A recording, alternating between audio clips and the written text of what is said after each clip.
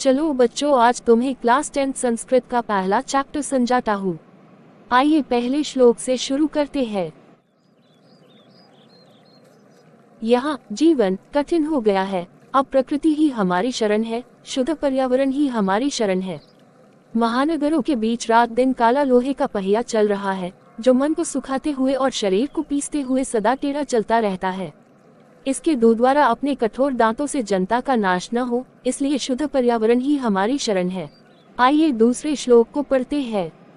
आज देश में सैकड़ों मोटर गाड़ियों काजल की तरह मैले धुएं को छोड़ रही है। अनेकानेक रेलगाड़ियों चारों ओर शोर काटी हुई दौड़ रही है। गाड़ियों की पंक्तियां अनंत है, जिससे चलना कठिन हो गया है। इसलिए शुद्ध पर्यावरण ही हमारी शरण है। आइए तीसरे श्लोक को पढ़ते हैं।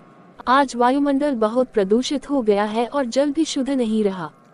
सारी खाने योग्य वस्तुएं आज अशुद्ध वस्तुओं से मिलावटी हो गई है तथा सारी धरती मैली हो चुकी है।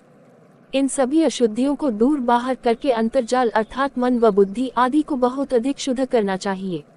इसलिए शुद्ध पर्यावरण ही हमारी शरण है। आइए चौथे श्लोक को पढ़ते हैं। कुछ समय के लिए मुझे इस प्रदूषित नगर से बहुत दूर ले चलिए, जहां मैं गांव की सीमा पर जल से भरी हुई नदी और झरने में देखे। एकांत जंगल में मेरा क्षण भर के लिए भी भ्रमण होवे। इसलिए शुद्ध पर्यावरण ही हमारी शरण है। हे मित्र, आइए पांचवें श्लोक को पढ़ते हैं। हरे भरे वृक्षों की सुंदर लताओं की सुंदर माला, हवा से हिलाई गई फूलों की पंक्ति मेरे लिए सुंदर है। आम की नई पंक्ति रुचिपूर्वक प्राप्त हो। शुद्ध पर्यावरण ही हमारी शरण है। आइए छठे श्लोक को पढ़ते हैं। बंधु, पक्षियों के समूह की आवाज से गुंजायमान वन में चलो। नगर की आवाज से परेशान लोगों को धैर्य की सुख का संदेश दो। नगरों की चकाचौंध भरी दुनिया कहीं हमारे जीवन के रस का हरण न कर ले। इसलिए शुद्ध पर्यावरण ही हमारी शरण है। आइए आखिरी श्लोक को पढ़ते हैं। पत्थर के नीचे लताएं, पेड़ और आड़ियों पेड़ों नहीं। प्रकृति में पथरीली सभ्यता समाविष्ट न हो।